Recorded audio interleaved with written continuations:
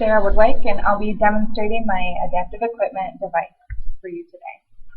So I wanted to focus my adaptive equipment on people who have lost function of one of their hands due to any kind of injury, such as a CBA, an upper extremity fracture, hand fracture, carpal tunnel syndrome, Parkinson's disease, any kind of either progressive or suddenly onset disorder that will cause the person to lose function of one hand.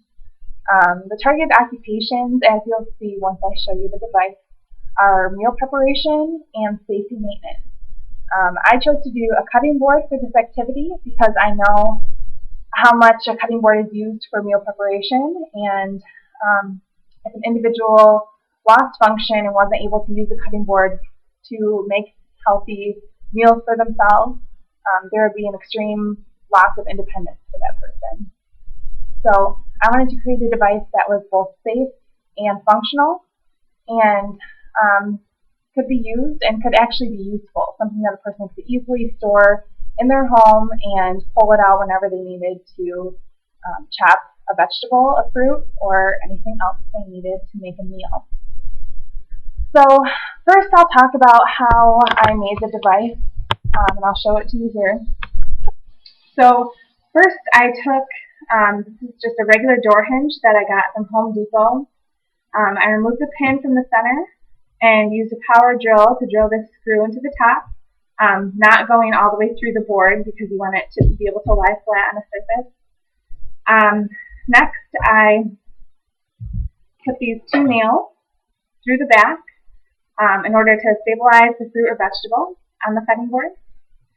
After that, I just got this slip-resistant cabinet liner from the dollar store, actually.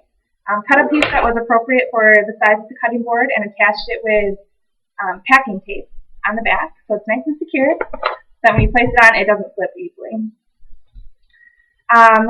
Next, I got this plastic lettuce knife from Amazon.com for about $7.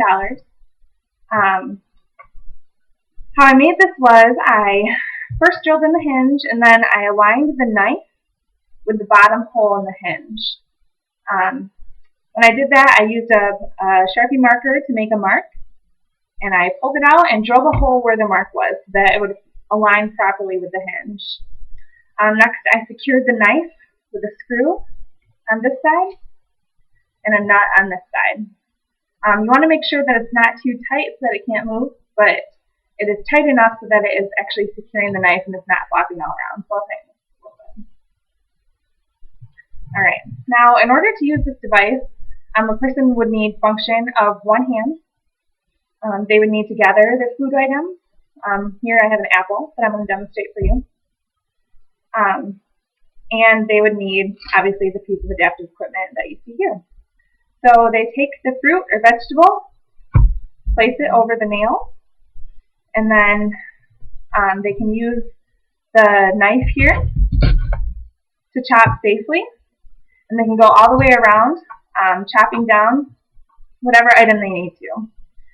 If the person needed to saw something, for instance a tomato that has the harder outer shell, this can be easily detached. You can still use the nails on the device to stabilize the food, but then you can use it in more of a back and forward motion rather than just an up and down chopping motion.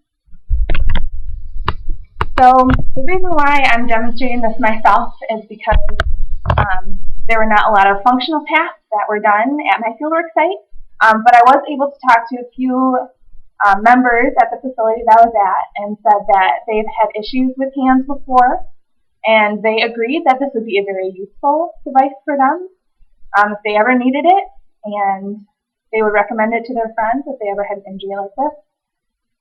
Something great about this is it's very low in cost. A similar device will cost upwards of $60 to $100 to get online from an adaptive equipment store. With all of the equipment I bought, the maximum price is $20 for the entire set. I say maximum price because if a client already has a cutting board and a knife, I can already use those pieces of equipment to decrease the price of buying them brand new. This is very easy to assemble once you have all the pieces. It took me about 20 minutes to make, but again, it can be very functional for a person who has low function or no function in one hand. So that is my presentation.